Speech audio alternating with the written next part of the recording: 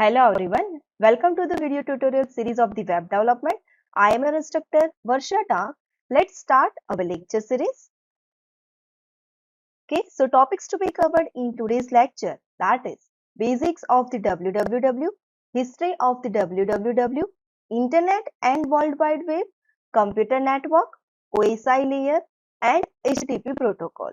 Okay, so this we will see in this lecture. So let's start our lecture series. So first topic, that is basics of World Wide Web. From where the World Wide Web starts, let's see its basics. The World Wide Web is a way of exchanging the information between computers on the internet. So how we can define World Wide Web? It is a way of exchanging the information.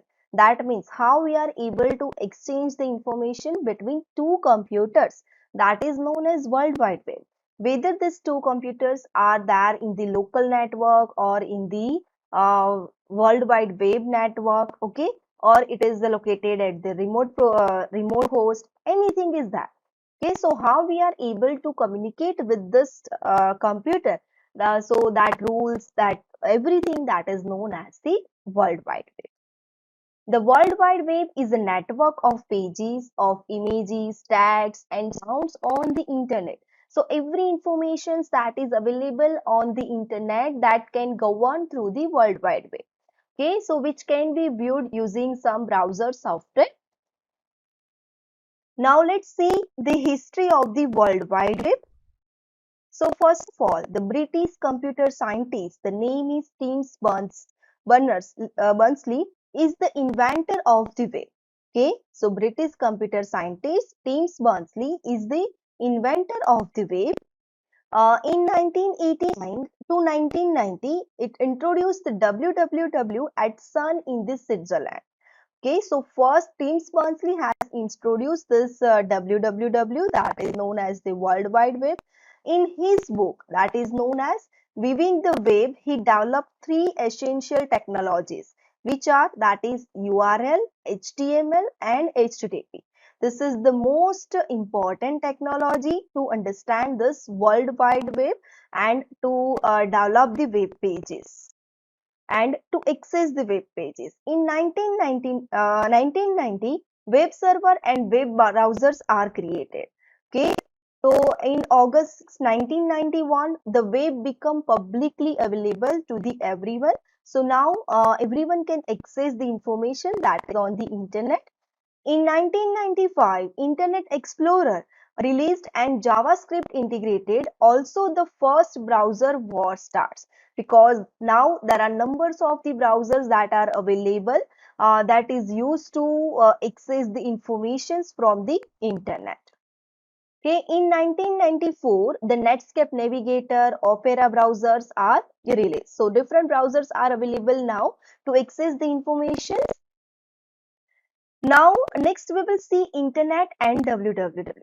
Sometimes some people just refer this as a same term, but these two are not a same term. These are the two different terms. Let's see how these are the different terms. First of all, internet. Internet is a global system of interconnected computers. Okay, we can define it as a global system of interconnected computer. Massive network of network. Also, we can define it as a massive network of network. That means it is a combination of LAN, MAN, WAN, etc. This computer communicates with each other using the common protocol that is known as TCP/IP. I think all of you are aware about this. TCP/IP, that is Transmission Control Protocol and Internet Protocol. Okay, now what is the World Wide Web? World Wide Web is one of the services that run on the internet. www is a system of interlinked hypertext. Okay, hypertext documents accessed via the internet, and it is a way of accessing the information.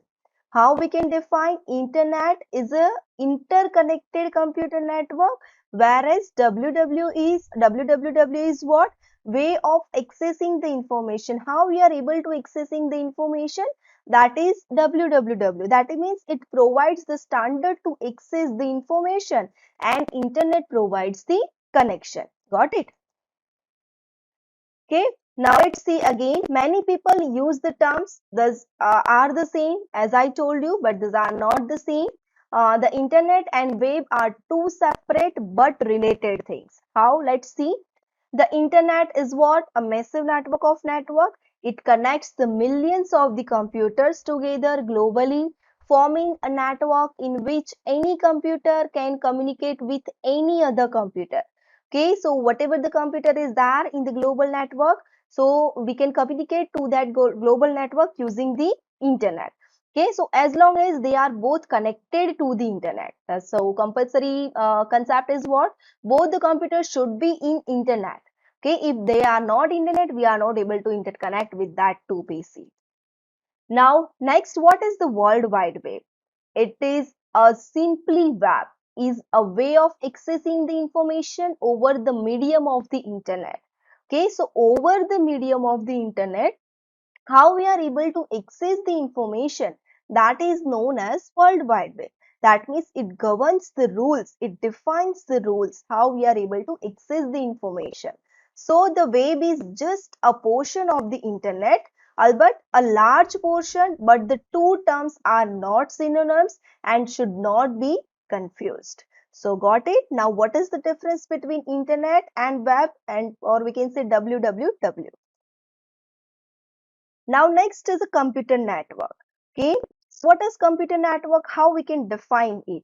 A computer network is a group of computer linked to each other, enables the computer to communicate with with another computer and share the resources, data and applications. Suppose you have the PCs connected in your lab.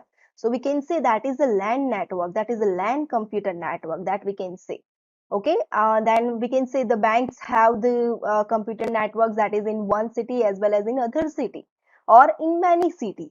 Okay, so that is the we can say MAN network, metropolitan area network, because it is a network city within city. Okay, OSI stands for the Open System Interconnection, is a standard for the computer network designing and functioning. So it has been developed by the ISO. Now ISO stands for International Organization of the Standardizations. In year 1984, okay, so it is developed by the ISO in 1984 and it has the 7 specific layers and each layer has their own name and their own functionality. So let's see what each layer's functionality is that. Okay, so let's see the OSI layer.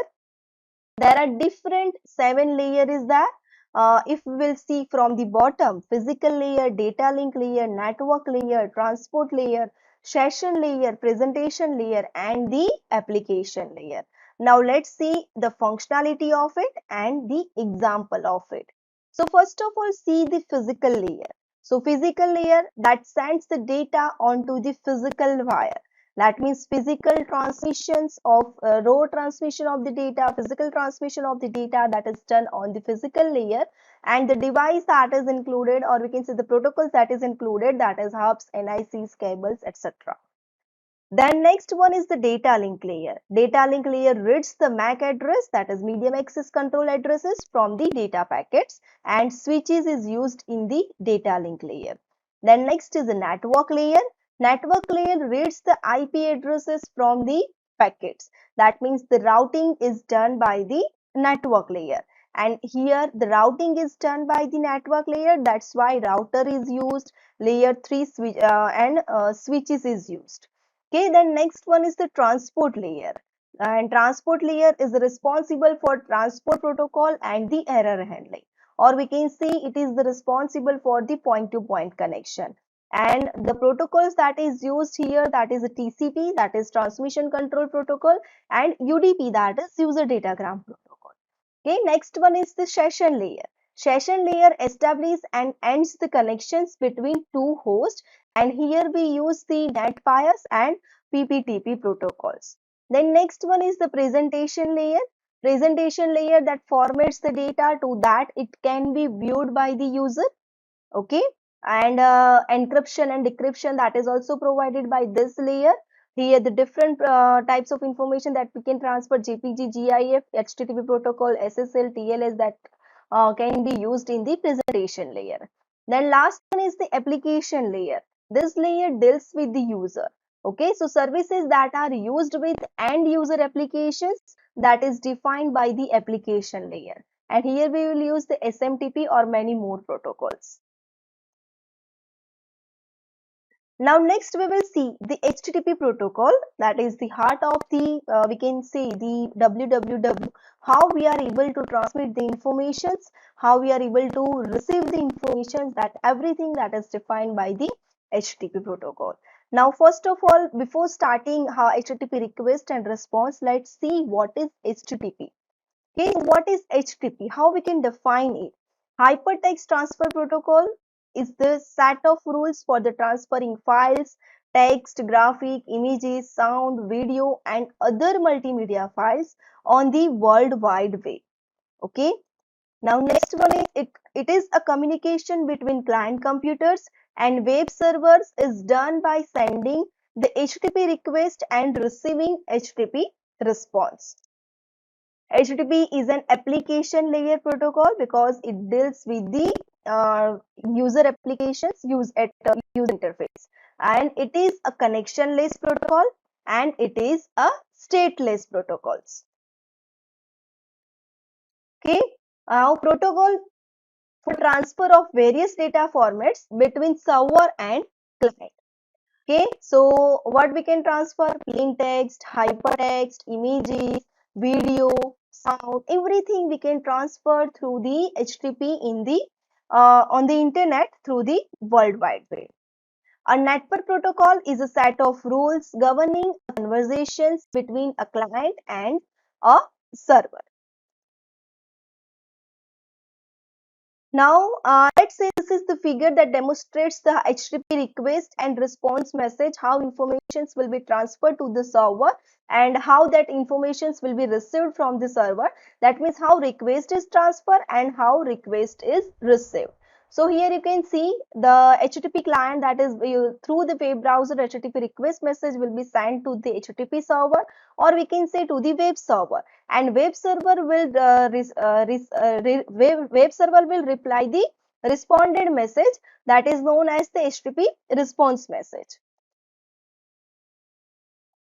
Now next one is HTTP protocol, how it works. Let's see. So whenever you issue a URL from your browser to get the web resource using the HTTP, for example, this is a simple URL or example of the URL that we are going to request. The browser turns the URL into the request message.